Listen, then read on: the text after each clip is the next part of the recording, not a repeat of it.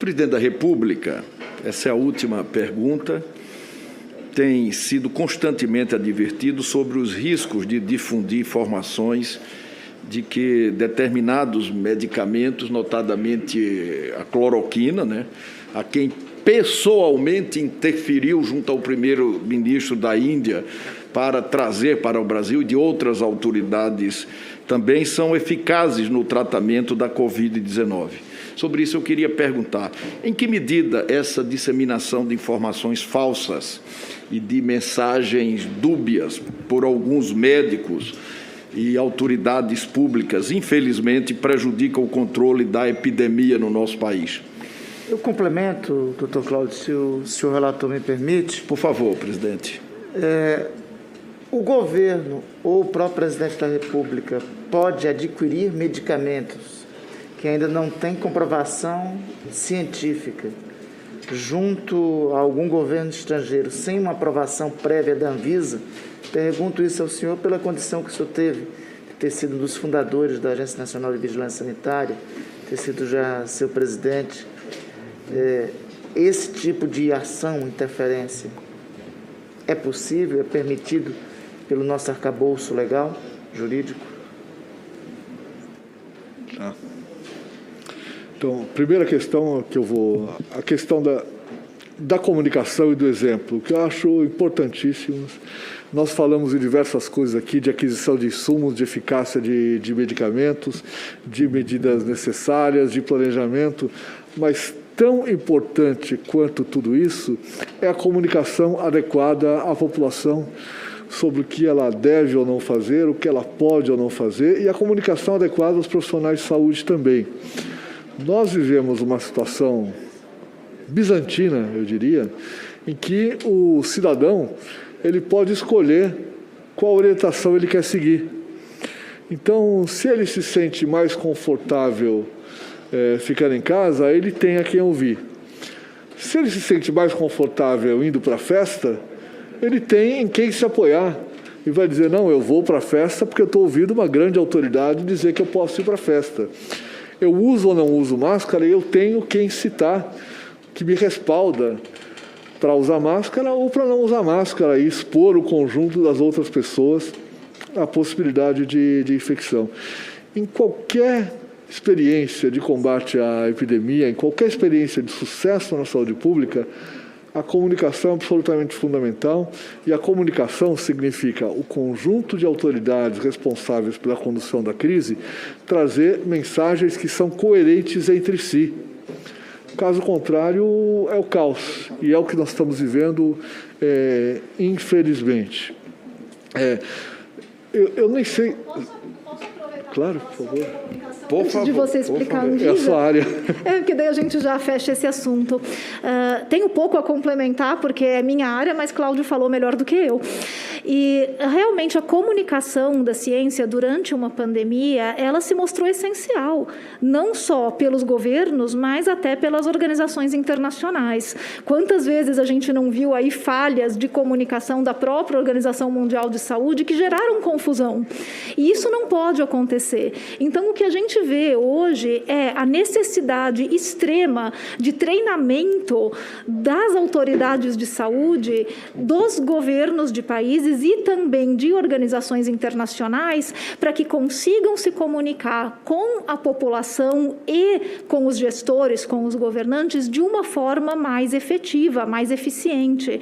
E essa comunicação, ela precisa ser extremamente transparente, com coragem de comunicar o que a ciência já sabe e o que a ciência ainda não sabe, e dividir essas incertezas, porque a ciência é feita de incertezas, com a população, para que a população saiba que está sendo cuidada, que está sendo amparada e que está sendo amparada pela ciência, que tem cientistas trabalhando para obter as respostas para perguntas que ainda não têm respostas.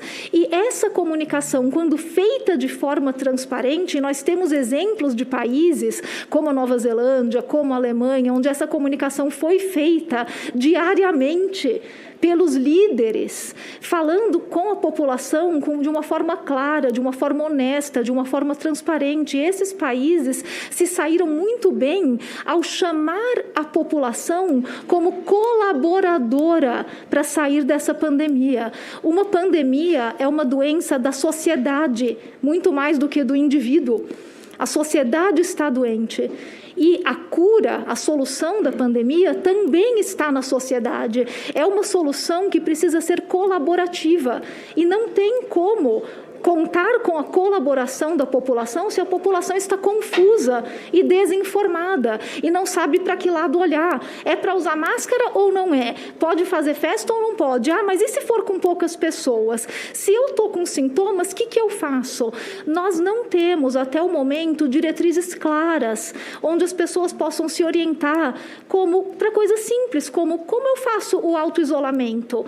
Muita gente, eu tenho certeza que Cláudio também, recebe mensagens de pessoas, eu estou com sintomas, como é que é para eu fazer? Como é que eu faço dentro da minha casa? Eu tenho que ficar num quarto isolado? Não tem. Eu posso sair se for de máscara, mas só para ir ao mercado não pode? Nem essa orientação básica as pessoas têm.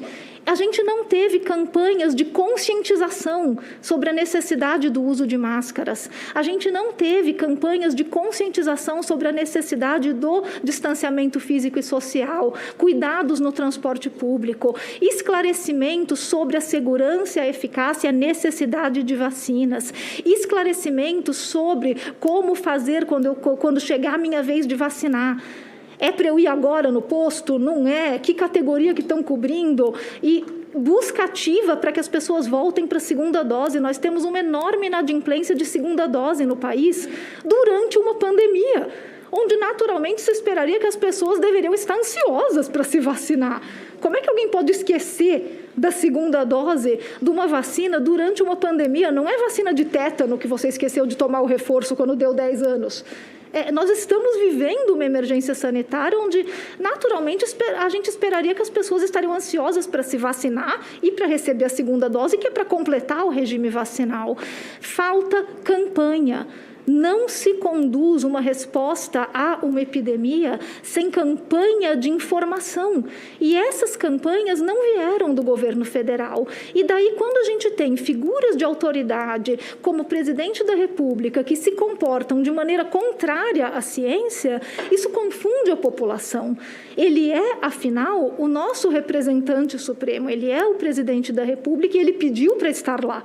Ele tem uma responsabilidade ao se colocar publicamente, porque pessoas o seguem, pessoas acreditam nele. E quando ele aparece sem máscara, desdenhando a pandemia, fazendo pouco das pessoas que morreram e mostrando total falta de empatia com o luto dos brasileiros, ele confunde as pessoas. Ele leva a uma ilusão de que está tudo bem, está tudo normal. Afinal, é só uma gripezinha e chega de mimimi.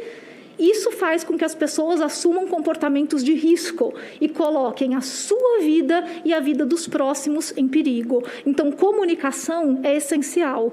E negacionismo, como eu já falei no começo, mata.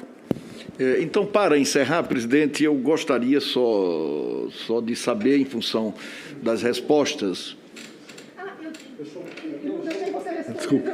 Não, eu não queria deixar o senador sem resposta apenas, né, em relação à importação de medicamentos. Eu vou lembrar um exemplo, uma pessoa que foi citada aqui, ex-deputado Osmar Terra, no início da pandemia, disse para a imprensa que não haveria mais do que 800 mortos decorrentes dessa pandemia. E chegou a reafirmar isso algumas vezes. E aí a gente se pergunta, bom, com base em que ele disse isso? E com que finalidade ele disse isso? Por que eu estou citando isso? Porque é aquilo que eu comentei antes, dessa falta de institucionalidade. Quer dizer, qual é o sentido de um presidente da República, sem se apoiar numa institucionalidade, decidir sobre a indicação ou sobre a importação de um medicamento, como perguntou o senador Randolph. Então, apoiado em que ele vai conversar, negociar com o dirigente da Índia, por exemplo, para a importação de um medicamento. Isso faz tão pouco sentido que é até difícil encontrar um argumento legal que diga que pode ou não pode, porque significaria prever, perdoem a expressão, perder qualquer maluquice que deveria estar na lei. Então, os senhores parlamentares teriam que fazer um exercício de imaginação contínuo para criar leis que proibissem maluquices. No entanto, a gente se surpreende quando elas acontecem. Do ponto de vista concreto, mesmo numa importação de um medicamento não registrado em circunstâncias excepcionais, a importação tem que ser autorizada pela Anvisa, ainda que seja uma importação excepcional, em caráter emergencial, como foi a autorização recente de importação de vacinas não registradas da Covaxin e da Sputnik V. Tá, para encerrar, em função de tudo o que aqui se disse e foi perguntado, das premissas postas também, eu queria perguntar se, por tudo isso, nós podemos concluir se a crença em um tratamento eficaz contra a Covid-19 desestimula as pessoas a aderirem às medidas não farmacológicas de prevenção da Covid, contribuindo, consequentemente, para o maior contágio da doença. Dá para concluir dessa forma? Senador, a crença de que existe uma cura fácil, simples, barata, rápida, que seria realmente o sonho de todos nós, que bom se isso fosse verdade, ilude as pessoas, cria uma falsa sensação de segurança e leva as pessoas a um comportamento de risco.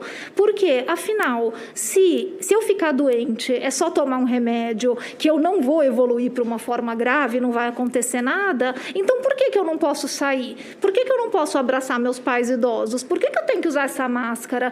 Então, isso confunde as pessoas em relação à gravidade da doença que nós estamos enfrentando e a necessidade das medidas preventivas. Então, pode levar a um comportamento de risco. E é nesse sentido que a desinformação acaba prejudicando muito qualquer tratamento, qualquer condução de epidemia, ou até mesmo tratamentos muito pessoais, de doenças pessoais que não são epidêmicas, doenças como câncer. Muitas vezes a crença em tratamentos que não são homologados pela ciência leva pessoas à morte. Então, qual seria o tratamento precoce? Entenda tratamento... Não existe, Calma. senhor. Ouça. Desculpa.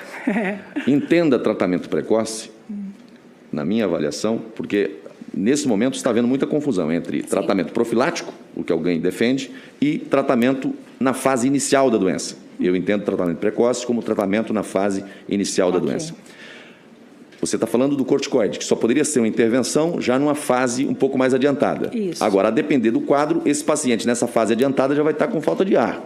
Qual o protocolo indicado para esse paciente já na fase inicial para não ter uma complicação? Nós não temos nenhuma ferramenta farmacológica que possa ser utilizada de forma inicial, como o senhor coloca, que impeça a progressão da doença. O que a gente faz com os pacientes? A gente identifica com precocidade, a gente trata ou melhora o tratamento das eventuais doenças que ele tenha em concomitância, que a gente chama de comorbidade, porque a gente sabe que as comorbidades fragilizam o organismo do paciente.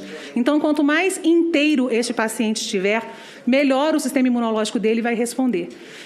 O mundo inteiro pesquisa, nesse momento, inúmeros fármacos para lidar com essa questão que o senhor está colocando.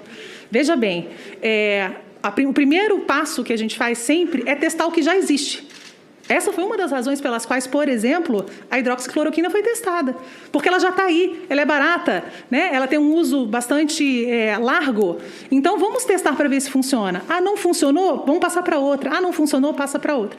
E é nesse ponto que a gente está, testando múltiplas coisas para entender o que funciona. Mas, nesse momento, eu não tenho uma intervenção farmacológica que funcione para fazer isso.